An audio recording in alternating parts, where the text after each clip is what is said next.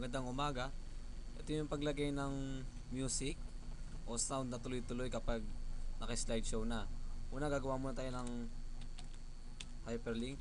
Sample lang to. Then, duplicate. Duplicate.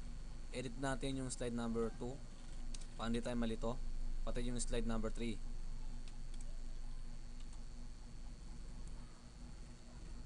Then, back tayo doon sa slide number 1.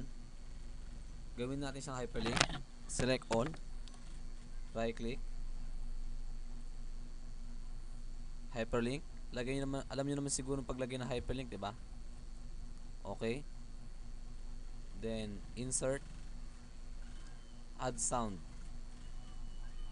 Then hanapin niyo yung kung saan kayo saan niyo isa-save yung ano niyo o saan naka-save yung sound niyo. Sample lang 'to, ah. Then may lalabas na message. Okay lang 'yan, automatically click.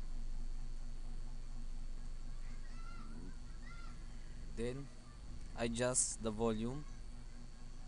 Then hide during show. Then punta sa animation. To animation. Click. Go to this. And click play across slide.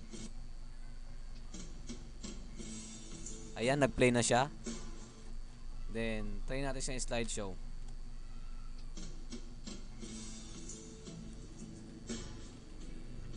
Then try natin i-click.